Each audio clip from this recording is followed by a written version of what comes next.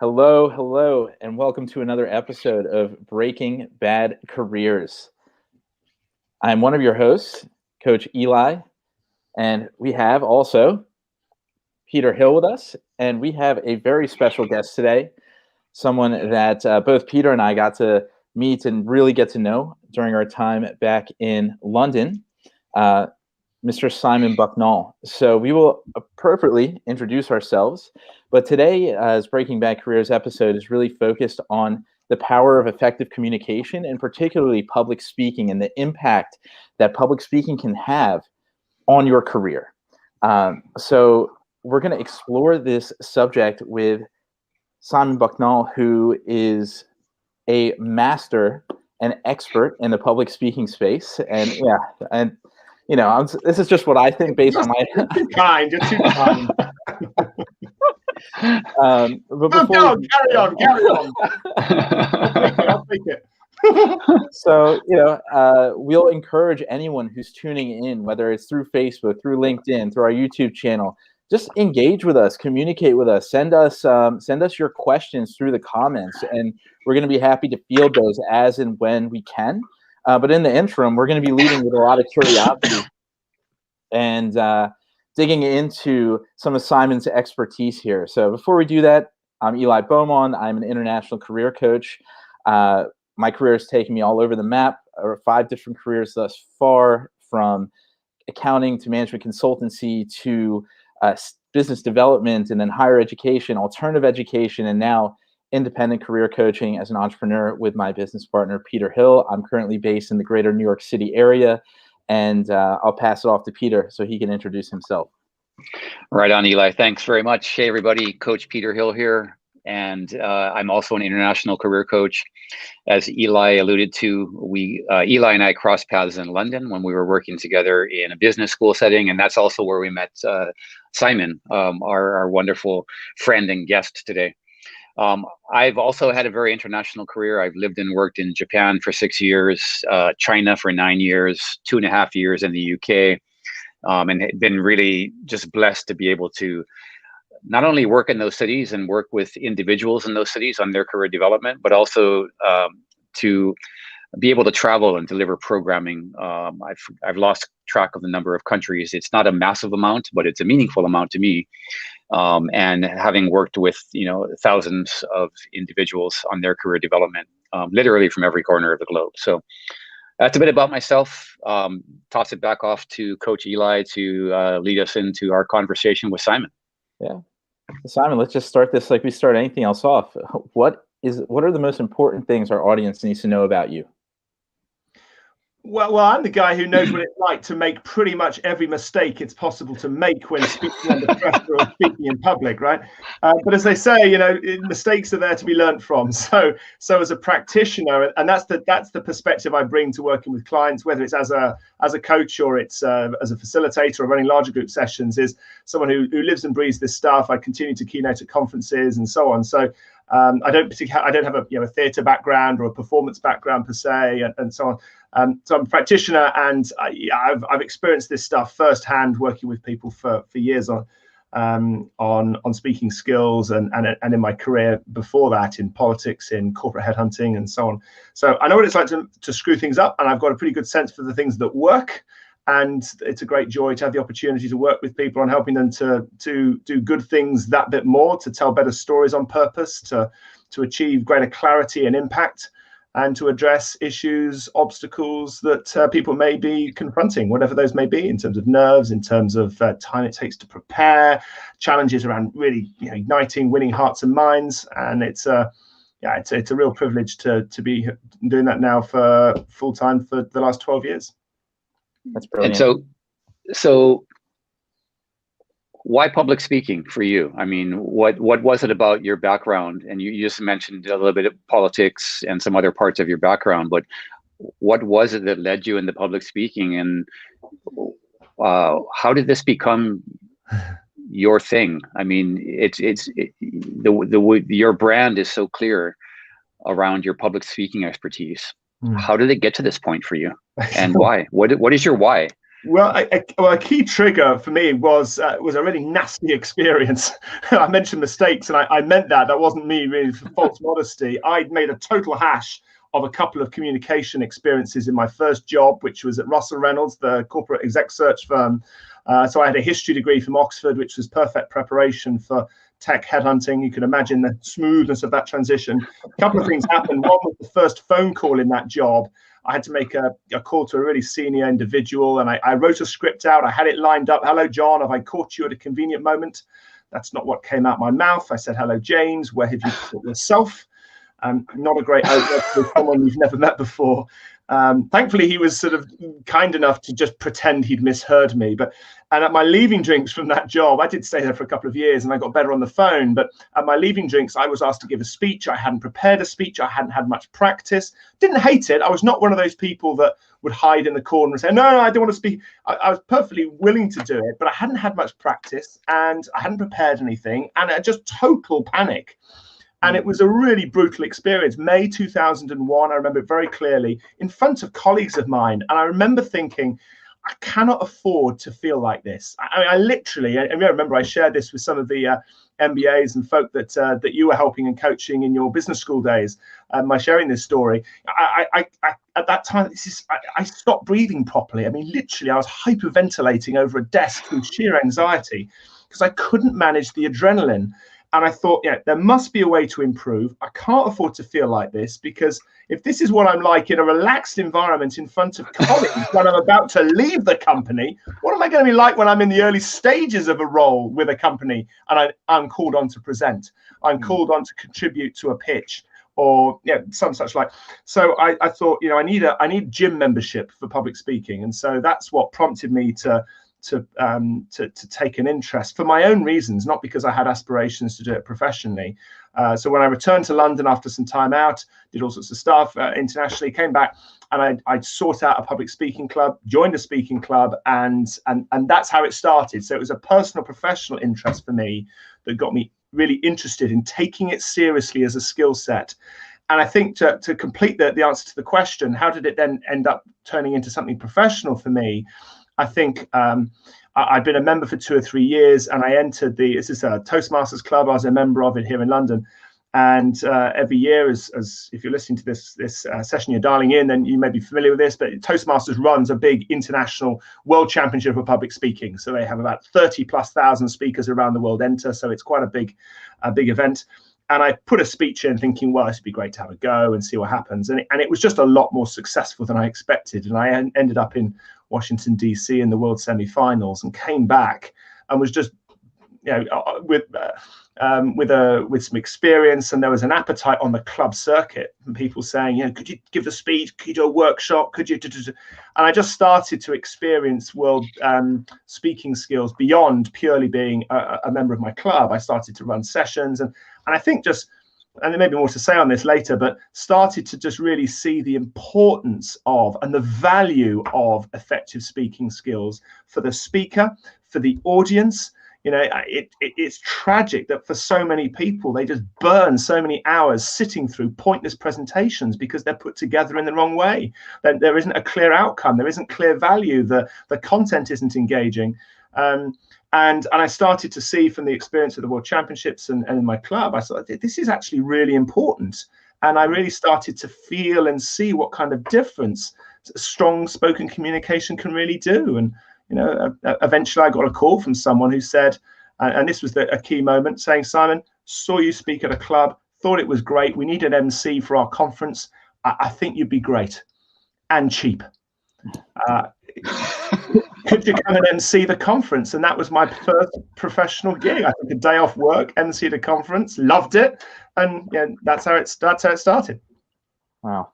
It's really interesting. And I mean, so many things in life lead us to this experience that gives us a reality check as it relates to something that's really, really important that we have not been taught in school yet, such as public speaking. In your case, it was a leaving drinks speech that kind of left you speechless. And, had it not been your leaving drinks, maybe it would have caused your leaving drinks had it been a presentation that you had to give and not been able to articulate effectively. And I know this is an important topic that we have talked about in the past, but it's what can we be doing to better prepare ourselves to speak in public, understanding that we may not be getting this type of exposure to public speaking in the educational settings or the formal educational settings that we're going through? Yeah. Well, first of all, it's just so true that it's undertaught in the curriculum in schools all over the world. It was the topic of a talk I gave at TEDx London 2 or 3 years ago. The need for public speaking to be taught in schools, because it's just not, certainly not here in the UK. And I put a little informal poll out in the field to friends all over the world, and I was staggered by by the responses that came back. It's profoundly undertaught, which I think is a tragedy, given that, as we all know, key moments in our career and in life are spoken communication challenges, whether that is speaking at one's wedding or at the wedding of a friend, it's at a job interview, it's perhaps a university interview, it's being called on to make a point in an important meeting. As part, reputations are personally and professionally is shaped by this stuff. So I think it's extraordinary, and it's a real there's a real need to work on that. So I think that's very true. I think what can we do about it? Short of making some changes to the way in which oracy, to use the jargon, is taught in schools and for young people, I think the key thing, more than anything else, I'd say, is to identify safe environments, or at least safer environments, in which to practice. I think so often it's polarized. We have relaxed situations where we're just chatting and we're at ease, and we don't really even think about how we're communicating particularly, because there isn't pressure, it's low stakes. Or it's really high stakes because we're in front of the board or at the interview. Yeah. And it's tough. Just ask any hostage negotiator. A good mate of mine is a retired hostage negotiator. You say, if you wait to practice your skills until the phone goes and there's an international hostage crisis, it's a bit late to start then trying to work on your skills. Yeah. So I think finding environments, whether that's a club, whether it's seizing opportunities to speak more in meetings, whether it's just being a bit more mindful about how we use conversations day to day, they're a wonderful laboratory in which to try stuff out and to test things and to hone messaging and see what kind of stories resonate. That's all good practice, so that when you need the skills, you're in a better position to deploy them. And of course, I think organizations can do a lot to help to provide those safer environments, because when it's a high stakes meeting, pressure's on, there's an important client relationship at stake. That's not the kind of time where you want to be really putting yourself under some pressure for the first time with important content. So I can't imagine you told us that anecdote of you hyperventilating. Knowing you and the way you present and seeing you in actions several times, I can't imagine that you'd be the guy hyperventilating at some point in the past. But I guess I got you to where you're at today, right? Yeah, if you'd seen me, 20 years ago or even 15 years ago, unrecognizably different. And there's nothing special about that, by the way. I think anyone that the one, I say this to clients of mine I work with, if we're talking about a story and framing it, and they say, oh yeah, that really works. Yeah. I say to clients, this is not some mystical gift or natural talent. The only advantage that I have, and it's a relative thing. It's just masses of practice. But then, if people talk about the 10,000 hours, I sort of did the rough calculation a while back. It's well over 20,000 hours of meaningful stuff, time spent thinking about this, trying stuff out in workshops, in keynote talks, in coaching sessions, thinking about and working on content and ideas and ways in which to frame this. So frankly, there'd be something wrong with me if I hadn't at least improved. But I can assure you, I have had blanks in front of audiences. I've had, I was announcing school colors back in the mid 90s, and I tried to do it without notes. And I forgot one of the names of the pupils to whom we had to award colours for, colours as an acknowledgement for sporting achievement. It was the son of the headmaster, for heaven's sake. You can imagine the headmaster sitting next to me, actually thrilled on stage as the school erupts when I realised I've forgotten his son's name. So this is real stuff. But as I say, like anything, with real practice, you get better. And I still make plenty of screw ups, by the way. So this is, don't let it. I think for anyone listening here, it does crop up from time to time. People say, confidence and the ability to do this kind of thing. It's in the end, you've got to have some natural talent. Nonsense. It's just not true. It's practice, and it helps. A good attitude helps, but this is a skill, and we get better at it when we're mindful about that. That's great, because it leads, Paul Schoenberg here, Schoenenberg asks, can you teach public speaking, or is it a natural gift that some have but many don't, right? And I think you just kind of hit on this particular point. Yeah. So it sounds like, for you, this is not a skill that you thought that you had.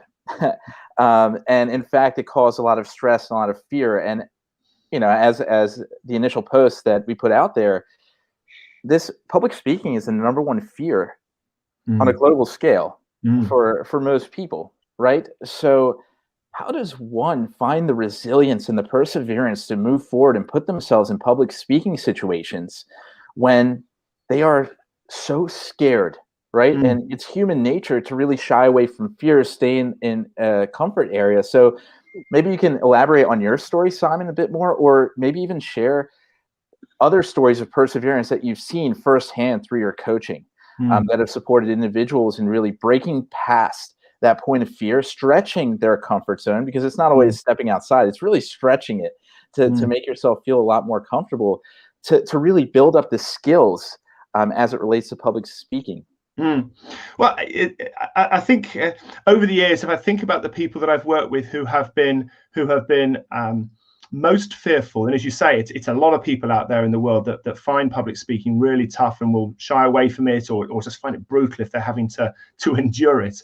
And very often, the people that are most nervous are also the most conscientious.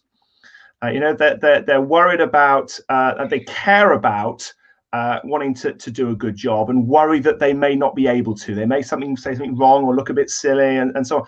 So I think one of the important start points is to start by acknowledging it's okay to feel those sorts of emotions. That's allowed. Be kind to yourself. So often people will beat themselves up about, oh no, I feel, I worry about this and that, and it just means I can't. And they really self-sabotage. Yeah. So be kind to yourself. It's okay to be experiencing, well, I call it symptoms of adrenaline. Let's call it what it is. It's adrenaline. It's not nervousness. Nervousness is an interpretation of those symptoms. And even very experienced speakers with huge profiles will still be experiencing the adrenaline for sure.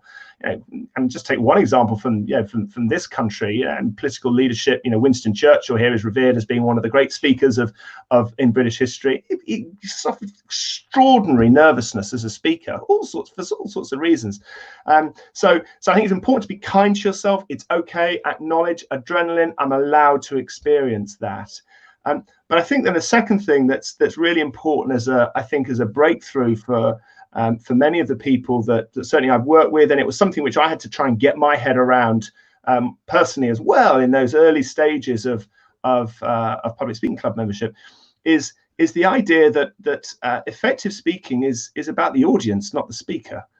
And it's such an seemingly obvious idea, isn't it? It's about the audience, not the speaker. If you think about it, the concern, the fear, the worry about this happens, or my mind goes blank, or I go red, they're all understandable emotions. But notice this, they're self-centered. It's the speaker worrying about the speaker.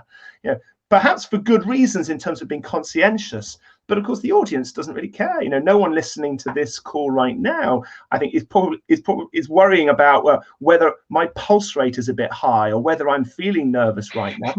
Probably hasn't even crossed your mind until I mention it. You care about whether this is a worthwhile conversation to listen into or to be part of. And the same is true for every audience, every listener, any of us engages for the rest of our career. And I think that can be a real game changer for many people when they get their head around the idea. Actually, it's my job as the speaker is to be of value in that situation for the listeners, rather than to be like some kind of plaintiff in court being judged.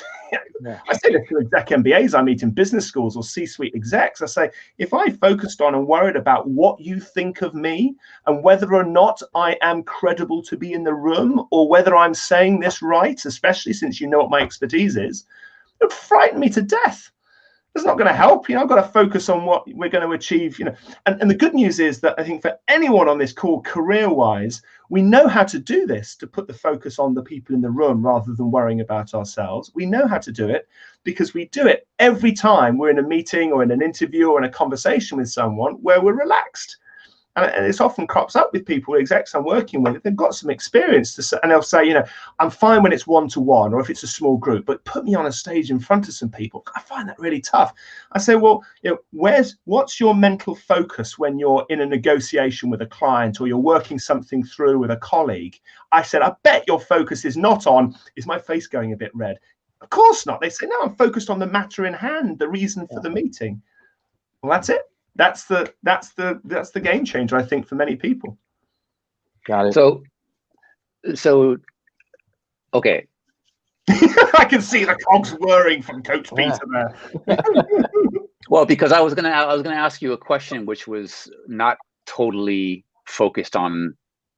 I mean, it would be of value to our listeners, but I want to rephrase the question in a way that would be more valuable to those who are joining us today. So the way I was going to ask it is, okay, we've recognized that these things aren't taught in school, right?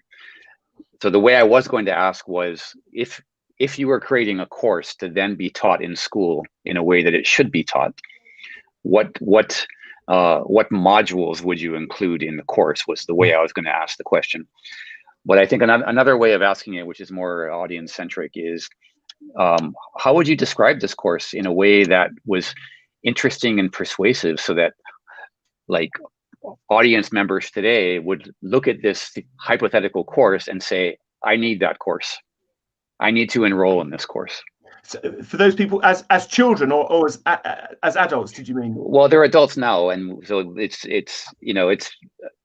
okay. I'll tell you what, enroll their kids. So you're putting together a course for the kids, and our audience, which is mainly adults, has kids, and you want to persuade them to enroll their kids. So how would you describe that course? Yeah, well, I think the language that you use to frame it for the children may or may not be the same as how it's positioned for the parents, of course. The headline might be the same, but the actual rationale behind it might be quite different. I think for children, one of the things that, of course, children love, it's a personal view, unadulterated view here as a parent, and also having run some sessions in schools, I think one of the things that comes to my mind is storytelling. You show me a young child who doesn't enjoy either hearing a story or telling a story or enjoying a story through TV or whatever, being read to at night. So I think storytelling is a really good start point, because it's something which is in every child's life in some shape or form, and it's something which we can all do. So I think, and it's such a valuable skill, of course, as we know, the ability to tell stories well at interview or in speeches or whatever is so valuable. So I think it would be a version of story time, only it's not the teacher sitting down reading a story to the children. It's actually children sharing their own stories with each other. And I think in terms of the kind of language, that's the kind of thing my hunch is that would resonate, rather than saying, right, it's public speaking skills time, children. I'm surprised if there'd be lots of hands going, yeah, me. Yeah. Of course, lots of schools will have show and tell, nice language, isn't it? Show and tell, talk about it. I think really young children love doing that. The challenge is then sustaining it, going through those teenage years and so on, where there's a bit more, I don't want to look silly in front of my mates and that kind of thing. So, but I, as far as the parents are concerned, then I think, well, there's all sorts of ways in which that can be made compelling. It's again, if I think about the kind of conversations with adults, it's about confidence. It's about influencing. It could be about storytelling skills. It could be about leadership, or it's about citizenship. I can imagine a number of ways in which that can be badged or communicated. But I think the real bullseye is that of confidence. The value of being confident as a speaker. I'd be surprised if there were many parents to say, no, I'm not sure about that. I need my child to be nervous. I need them to be shy and weak and quiet. They may want them to be a bit quieter sometimes, but I think confidence as speaking with confidence is something which I can imagine really resonating. I think one other thing that's worth saying in terms of schools is just the buy-in from the teachers is absolutely key. What surprised me and interesting, and I say this, I'm married to a teacher, many conversations with teachers over the years who detest public speaking. And of course I say, but but you speak in public every day. You run in a classroom. No, that doesn't count. That doesn't count. So many staff members, that doesn't count. The common room presentation, nightmare. Speaking to parents, hate it. The class, that's different. No, it's the same. No, it's different. So I think the buy-in from teachers is really key for this, and it's something that would need to be sustained over time. I think it takes a bit of getting used to, for sure. But there are schools that do that, and they find ways to bring in speaking skills in all sorts of woven into all aspects of school life. It doesn't just have to be, we're going to do a class now on speaking. Ways in which to bring it in so it's woven into the fabric of how the school community operates, rather than it just being assigned to the 4 or 5 pupils that are really confident. Only they can do the tours of the school or speak in front of the class. There's all sorts of ways it can be woven in. So I have a follow-up question, if you don't mind. I do mind, Peter. I do mind. Eli? I have separate side note. I have a feeling that a little bit of humor is critical for great public speaking skills. But my follow-up question is, okay, so here we are. Many of us have missed the opportunity to receive this brilliant masterclass as children. But here we are as adults, and many of us do struggle with confidence, and we struggle with storytelling. We know that storytelling is important, and one of the ways it manifests most clearly in the work that Eli and I do has to do with interviewing skills and being able to tell great stories during interviews. But how can we as adults either work on our confidence when it comes to speaking and or tell better stories? And maybe you could choose one or the other, or if you can address both of them, that's great. Well, yeah, let's take the better stories point, because I think you'd say that the safe environment point is a key thing for as adults. It's an ongoing skill. It's a lifelong skill, and I think if it's neglected for a while, like weeds in a garden, you really notice. If I take, as I do often, will take a good chunk of time off in the summer, and when I come back to full-blown work in September, the first audience that I'm in front of, I can sense that I'm a bit, if you like, rusty, because I haven't spoken in front of an audience, say, for a few weeks, for instance. I've done some coaching, but so I think it's a constant thing. It's like fitness, it really is. I think it's like fitness. No one would say, right, get fit and then you're sorted for the next 5 years. It's a constant thing to work on. I think with better storytelling, I think.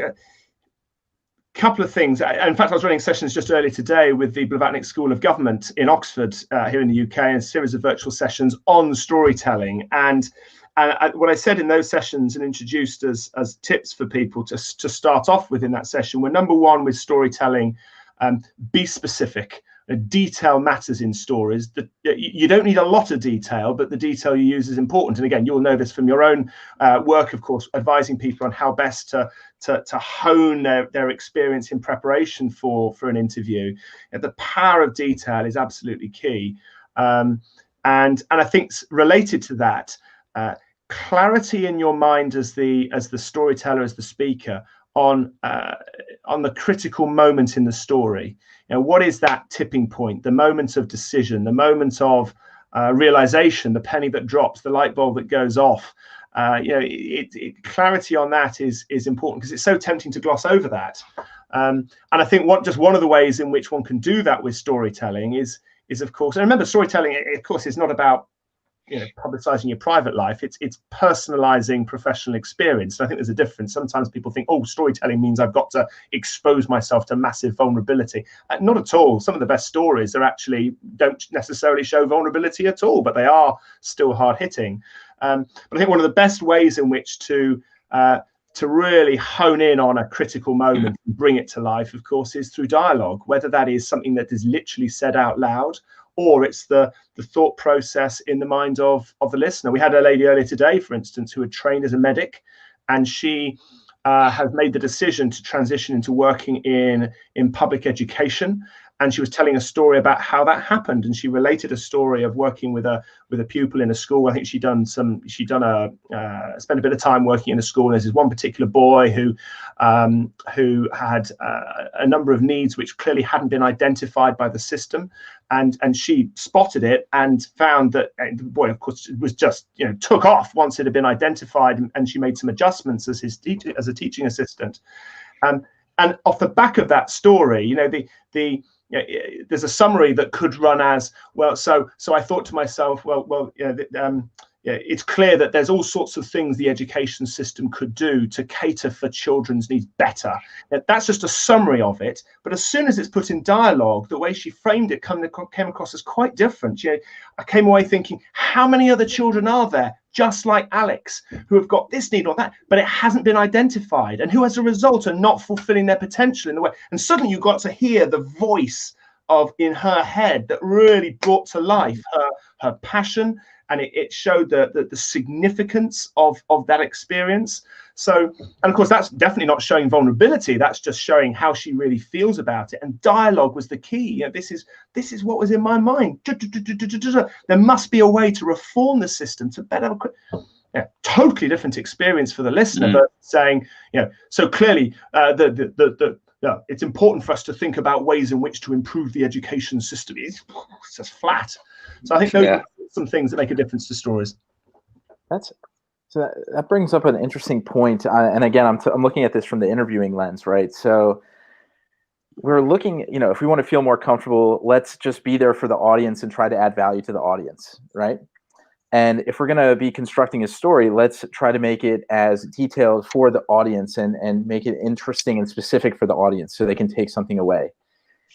And, when we're working with a lot of clients, so this question always comes up. It's like, how do I make sure I say what the employer wants me to say? Or how do I make sure I say what they want to hear, right? Mm. And to me, sometimes it feels like that pulls an individual out of their authenticity to a certain extent, to almost feel a little bit more like robotic, and they're not really bringing out like the true nature of the story that they want to tell. So how do you find a balance between, yes, adding value to your audience, but not losing yourself, and that aspect that makes you when you're telling those stories?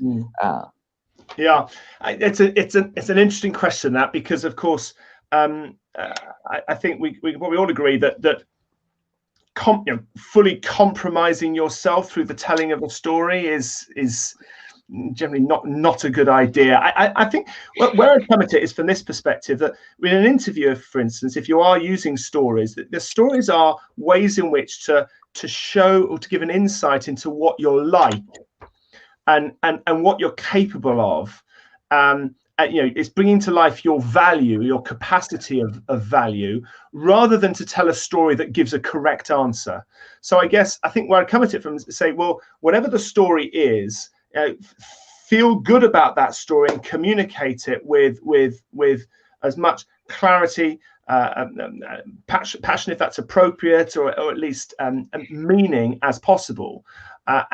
And if that doesn't quite resonate with the other person, well, such is life. There's no guarantees with communication, but where it could, of course, be off beam is if that story is actually bringing to life a competency or a skill set which is simply not relevant to the interviewer. Well, then that's a different issue, I think, and therefore the story's been either positioned wrong, or it's just simply the wrong story to use, because it's illustrating a point that actually the listener isn't really looking for.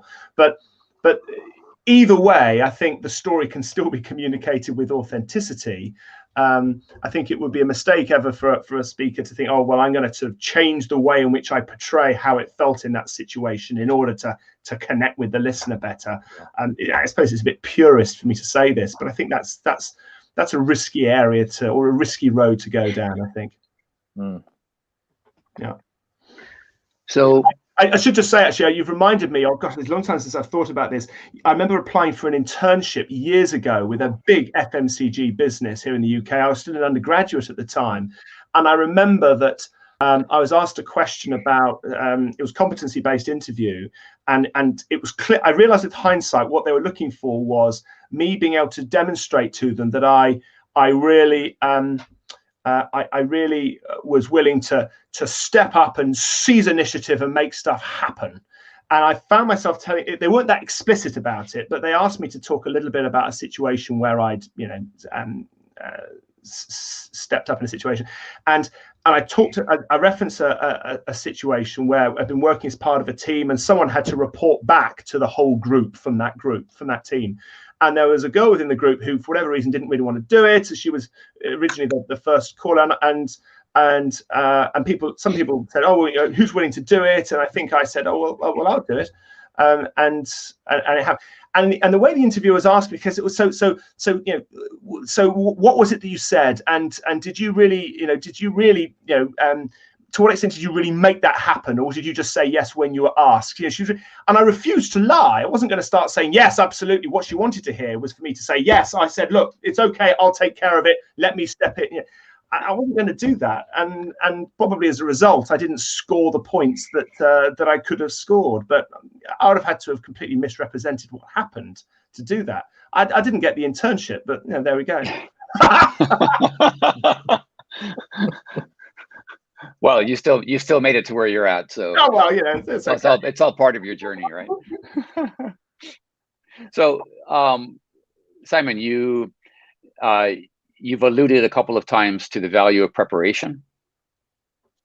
I'm curious, when you took part in that world championship journey, right? How did you prepare? Yeah, you're a champion speaker. You're a world caliber speaker, right? Now, for the average folks like me and Eli, we know yourself, man. That's I didn't ask you to put in the average bucket here. No, okay. Choose your words carefully here, Peter. For less on thin ice. Not that there probably is much thin ice in Hawaii, but still. For less than average people like myself only, I'm not going to prepare as heavily for a job interview. Or even doing a presentation that I typically do for my various audiences. I probably won't prepare as much as you prepared for, the world championship journey. Mm-hmm. That being said, I do know I should probably prepare a little bit more than I do. So tell us about that experience of preparation for that journey, but then also if you have any top tips that you gleaned from that story, if you could share those too, that'd be great. Yeah, of course. Well, first thing is that there are situations that we face in life, all of us, where some are, in our own mind, by our own criteria, more important than others, and therefore lend themselves to more preparation than others. And when I was competing in the World Championships, and certainly once I'd won the equivalent round 4, and therefore was off to the World Convention. It was in Vancouver 3 years ago, and in DC and Phoenix back in 2006 and 2007. Once you get to that stage, of course, it's getting pretty serious. So the whole, it sort of ramps up as you go up through the levels. It becomes, progressively more hardcore because the competition's stiffer and all that kind of stuff. So it got to a point where, I took it really seriously, but that's because I made that decision, and I invested a huge amount of time in the preparation for it. Just to give a rough, it's certainly well over 200 hours of preparation over the course of over a period of a few months, developing a speech, 7-minute speech. I do not invest 200 hours in every 7-minute presentation I ever give. But that was at the extreme. That was something I really, really wanted to work at, and I wanted to really get the speech into my blood and to really internalize it. And it takes time to do that. The opposite extreme, of course, is that we all have day-to-day situations which merit really very little preparation in the immediate build-up or in the long-term build-up. And then, of course, there are things in the middle. So I think each of us is the best judge of what merits preparation and what can be easier. I think observations on preparation, I think part of the reason for the huge amount of time I spent on that speech that I developed through the rounds and then that got me into the world final was that I was building something from scratch. The speech literally had its first outing in the February, and then it went all the way through, and it made all sorts of changes. But when you're building something from scratch, it takes time. Of course, for many of us, we're in situations where we're not deploying content from scratch. It's stuff which we have actually in some shape or form communicated before. That counts as preparation. So I think there's tremendous value in building a library of, which all of us have, and continuing to build a library of tried and tested content. And I know that you have that each in your respective areas of expertise, stuff which works, which is built up and been honed over months or over years, which can then be used. And so that's the first thing. One doesn't have to be starting from the ground floor for every important presentation. And that's the only way I think that it's possible for many people to be able to perform well under pressure through the spoken word, because they have got a long history of having developed tried and tested content. So I think that's one thing. I think the second thing is that that preparation can so easily feel just like a bit of a pain in the butt. It can just feel hard work, and I stare at a Word document, open up PowerPoint, oh God, or heaven forbid, practicing in front of the bathroom mirror. I don't know about anyone listening to the call. I hate standing and speaking in front of my bathroom mirror. It's hideous. Worst kind of audience. Or a blank wall, as I say, and it can just feel a bit soulless and a bit excruciating. Or doing rehearsals. I mean, there are times when sometimes it does merit a rehearsal, of course, but it's brutal. The best shortcut I found as a way in which to make that process more enjoyable and actually a better reflection of the live environment in which we'll actually be speaking is to have conversations with people. It's a wonderful tool for practice. To buy them coffee if you have to, or lunch. It's on Zoom or it's for real, whatever is possible, depending on travel restrictions right now. But to talk something through with somebody, and of course their reaction very quickly gives you a sense for whether it's clear and whether it makes sense or not. And there's more of a dynamic, and of course it's authentic. You'll find there's all sorts of language and ways of framing things that can bubble up from a good conversation. I was interviewing actually I've just finished a book for brides, believe it or not, the bride speaker, having done a book for best men and a book for grooms, and literally about to launch a book for brides. I'm aware of the obvious question mark over someone like me writing a book for brides, but still female friends to do it. But I interviewed a number of brides who have spoken at their own wedding over the years, including a lady who is actually a really quite successful and genuinely very successful stand-up comedian in this country. And she said, right, best tip I can offer for developing funny material, she said, is sit down with a group of friends of yours, get a decent bottle in the room and just start chatting.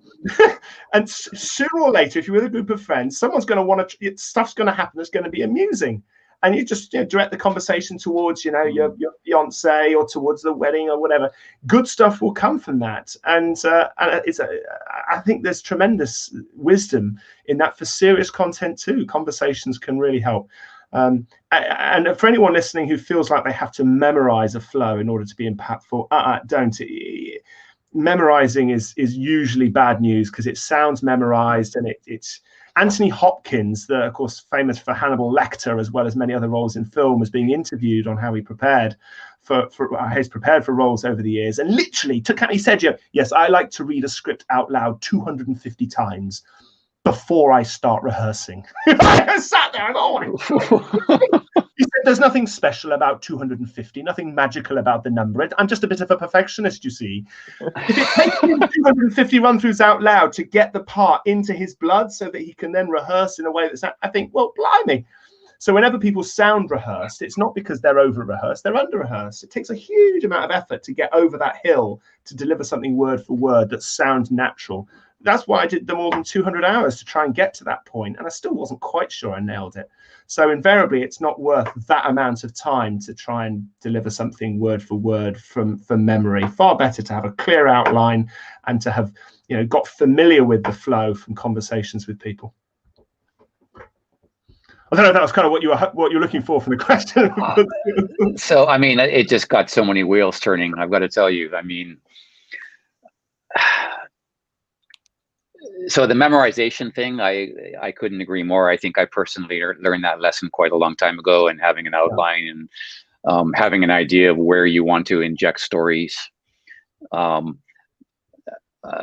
to your point, I think the details in the story and maybe outlining in more detail what details you want to include in the story is probably a good exercise. But something I've found, just to share experience, something I found is, by having those conversations, by bouncing those ideas around with conversation partners, sometimes they play back what you're saying, but in totally different words. Yeah. Yes. And I'm like, oh, that was great. Let me write that down. And I'll take that, and I'll take that, and I'll throw that into my.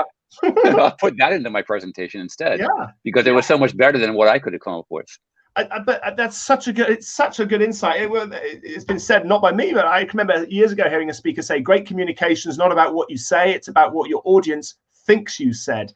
And that's it, isn't it? Great to anticipate that in advance. I think that's brilliant. And so often that listeners, that's so true. Listeners will actually process in language. Yeah, that's. Can I borrow that? Can I use that? Yeah. Well, it's yours. That's exactly what he was talking about. So. Which is probably the takeaway there. So let's see. Well, you're getting a lot of love here, Simon. We have Marcio here, who's just thrilled with the caliber of guests that we brought on here. Marcio, you are very generous. What's up, Marcio? I'm so glad you dialed in today. Marcio is an old friend that we originally crossed paths over in China. Yeah. He looks pretty youthful to me. Yeah. So, well, okay, I'm the old, he's the friend. I'll double it up. So we have about like 14 minutes left, and with this time, I'd love to understand, based on your work with hundreds, maybe even thousands of individuals today, certainly thousands of individuals to date at this point, what are the most common challenges that come up as it relates to communication or effective communication and public speaking? Like, if you have to give like your top 3 challenges that come up most frequently for your clients or the individuals you work with, and what are some strategies and tools you utilize or tips you have to remediate those particular challenges? Mm-hmm. Well, there may be a little bit of overlap with one or two of the things that have already cropped up. Yeah. But as long as that's okay.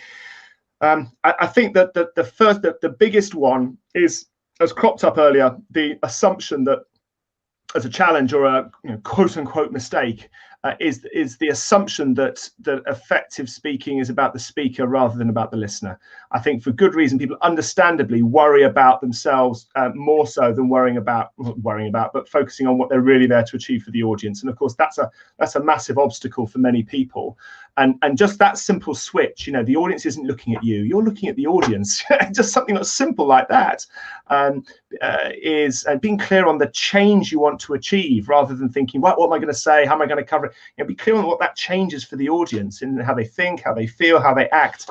I think those are some ways in which to overcome that or to redress that balance, so that you go in on the front foot into speaking situations, rather than feeling like, as I say, you're up in court and about to be judged and dispatched accordingly. So I think that's the biggie, focusing on oneself. I think a second, I think the second is treating the spoken word as if it was the written word, I think, is a common challenge. So when people are conscientious and preparing, of course, there will probably be some writing that goes on. It may not be a full script, but there's slides that are put together. There might be an outline, key points, and so on. And of course, when we're in writing mode, we write differently from how we speak, unless you're a professional screenwriter, perhaps. And as any screenwriter will say, writing great dialogue is hard. For it to write something that sounds great, that is not easy to do. So I think often when stuff is prepared, when it's written out, whether it's speaker notes on the slide or whatever, when delivered, it can then sound like an essay. And not many people want to hear you speak. They don't want to be read to, So it's public speaking, not public reading, So I think that's the thing. And of course, with the written word, spoken word, of course, with the written word functions very well as a way to transmit information. If I'm reading something, and it's quite complex. Let me get something right. Here I'm reading, and if I get confused at some point, or I'm a bit lost, what would you do? You just pause and you flip back a page. Right, okay, got it. We press a rewind button or a pause button to get our heads around it, and the information is all laid out on the page for us. Of course, that doesn't happen when you're speaking. The audience can't press the rewind button unless they're watching you on record, of course. But do you know what I mean? As a spoken word, it's a very poor medium for transmitting information. And I think so many presentations out there in the workplace take place with no real clarity on what the actual goal is in terms of the desired change, and are treated as a information transmission exercise rather than an opportunity to engage people and to shift how they think and feel. And anyone who's ever had to deliver a health and safety briefing will know this. It's as soon as you start going through the procedure or compliance rules and regulations, you're doing well to keep an audience engaged. If you're talking through the information, it doesn't work. It just doesn't work. So I think that's a biggie. The written word and spoken, they're not the same. And as soon as you treat them as the same, then I think there be dragons. And I think a third mistake or third challenge people face. I think, and it's more of a mindset thing. I think for many people, for reasons, Eli, that you commented on earlier with the fear and nervousness around speaking, view it again, understandably, as a chore. As a task, as a thing I've got to do, and just the phrase presentation skills. I mean, it just feels quite, like the handle. Here we go again. I've got a few slides to deliver. I'll just bung some slides together, and there we go. And it's very transactional, I think, and a burdensome transaction at that. I think for many people, for a whole host of reasons, and I genuinely don't see it. My own view, of course, is quite different from that, which explains why I love what I do, and 12 years in, still love it as much as ever, which is, I'd love for people on this call, if you resonate with the idea, I've seen it as a bit of a, just a bit of a thing I've got to do. Maybe this, I'd love for this, if I could wave a magic wand, this would be the shift in mindset. See it as an opportunity to really move people. In a small way. I don't mean some big dramatic inspirational speech, but to connect with and to move people in some way, emotionally or intellectually or just mentally, to help empower people, to provide. I remember meeting with a management accountant a while back who said, my job is to present the numbers every quarter. Present the numbers. I mean, even he wasn't excited by that prospect. When we talked it through, no, you're there to help ensure that your executive team make better decisions. Make decisions informed on where the business is at rather than where it was 3 months ago. That's a very different, mindset, isn't it, for going into a presentation. So I think, rather than it being a chore or a task, see it as an opportunity to drive change. That third one you just mentioned, we could, I'm sure I'm going to speak for Eli again. We could unpack that one. A lot of different ways. When we support our clients, we try to get them thinking in terms of accomplishment and achievement and impact and persuasiveness, rather than just talking about what they were responsible for in a job, right? So, and that's probably a whole, Breaking Bad career AMA on its own. Just this morning, Peter, I was having a conversation, a coaching session with a client of mine based in Helsinki. I mean, literally 7:30 this morning. It was a pretty early start, and he, partner in a private equity firm, really impressive, capable guy, and he talked through a couple of the slides, and it was clear he was in communicating what was on the slide mode, and what he was saying was perfectly solid, but of course it was flat. And we chatted about a few things, and he reframed it as he said, so what I'm understanding here is that it's more important for me to communicate why what's on this slide is important, why our international expertise matters, why the depth of our relationships in the market really matter. He said, I get it. And that was it in a nutshell. It's a really, I think, significant moment, that pivotal shift from, I'm talking through the slides versus providing insight for a listener into why this stuff matters. And so therefore, why this firm might be a great partner, commercially. So, it literally, that was this morning. So, I can absolutely imagine it resonates in your world too, with the work, as you say, you do with people on helping them to connect with the true value of their career, past and potential. 100%. I mean, it's the so what question. You know, it's like if you're not asking yourself so what at least 3 times, for I mean, and we're talking about like at the bullet point level of your resume, right? If you're not asking yourself so what for each bullet point, you're not doing yourself justice, and you're not communicating the awesomeness that you have to offer companies, right? Yes, yeah, absolutely, and yeah, so valuable, to be helping people to figure that out, because it can just ignite an individual's potential in the mind of a prospective future employer. There's so much reframing happening here, right? It's like everything we're talking about has to do with reframing, right? It's okay, I'm in front of this audience and I'm in my own head. No, I'm not actually in my own head. I should actually reframe and focus my direction outward to the audience. How can I add value to them, right? Same with the you were talking about public speaking in schools, right? And it's like, we can't just call it, effective public speaking for young people, right? It's a reframe. It's tell impactful stories, or share your experiences, or embedding them within different areas where we can embed aspects of public speaking internally so that people can learn. And then again, just kind of reframing your mindset around the why. Why am I doing this? What do I want to communicate? Why is it important? And this aspect of reframing, working with thousands of clients myself, and Peter, I'm sure you could, also agree. It's just not something that comes don't speak naturally. For me, Eli. Fair. I deserve that. Separated by a continent. It's a good thing. It's a good thing. There's a big ocean between us right now. So it's not an easy thing to do by yourself, is what I'm seeing, right? And why is that? Right? We're talking about it. We're able to touch on it. We've been able to do it, but I know I haven't been able to do it alone. Peter's actually supported me in reframing my mindset quite often as it comes to blocks when I've had. I'm sure, Simon, you didn't just get there. No, it doesn't take a village. I think it takes, if it is a village, it's a big village. To build any kind of really significant progress or personal growth. I think, I think you're absolutely right.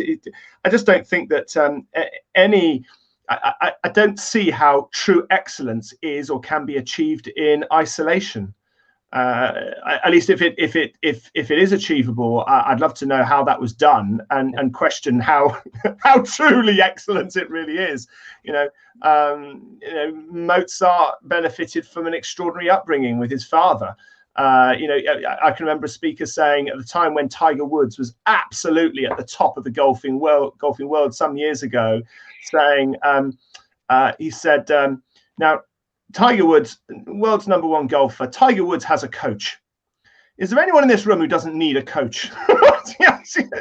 Great question, So, and I know from my own experience that it goes back actually to the preparation for the World Championships, which I think you raised earlier, Peter. For me, having and building a circle of trust was really important for me on that journey, especially given the amount of feedback I was getting. And I think we may have different circles of trust in different scenarios, but I think it's really, really important to have that. Maybe it's through mastermind groups. Maybe one's coach or a series of coaches is a part of that. Friends, family members, fellow experts.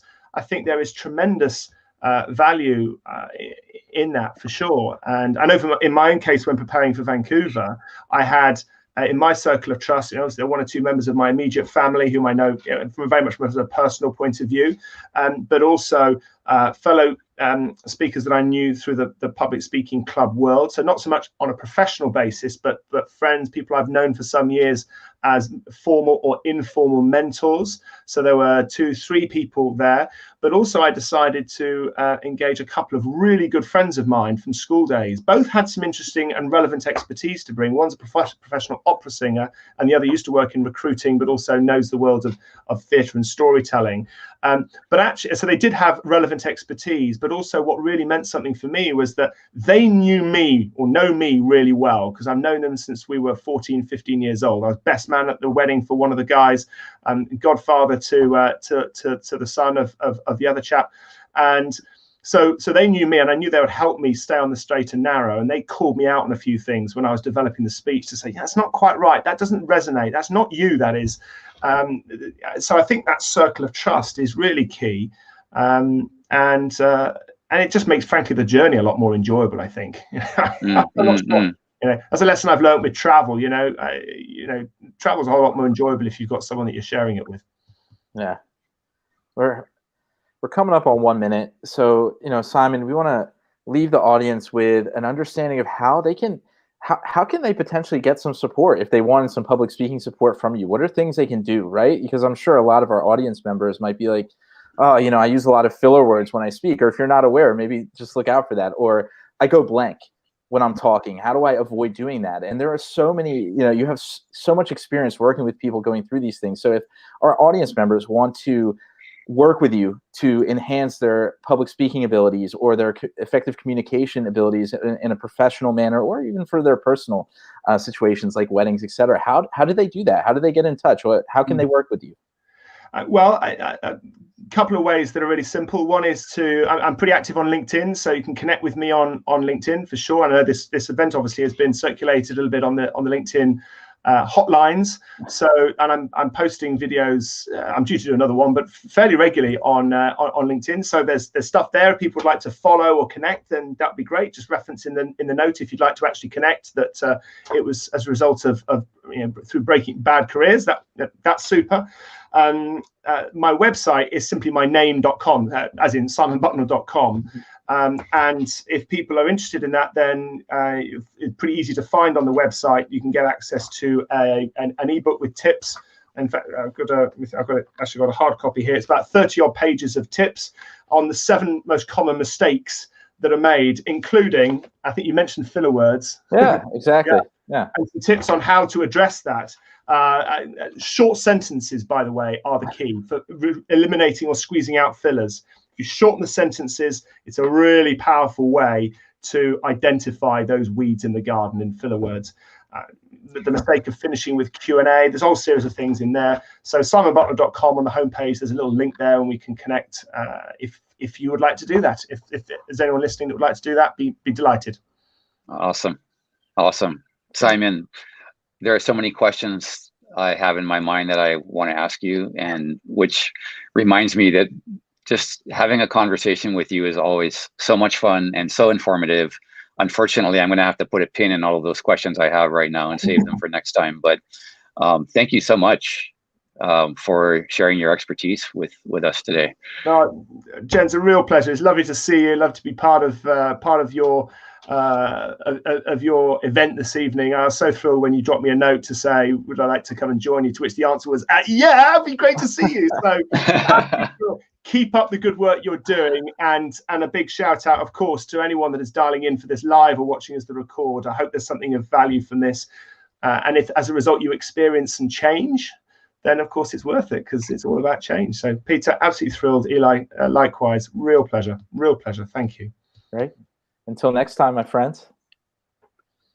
All right. Sounds good. See you soon.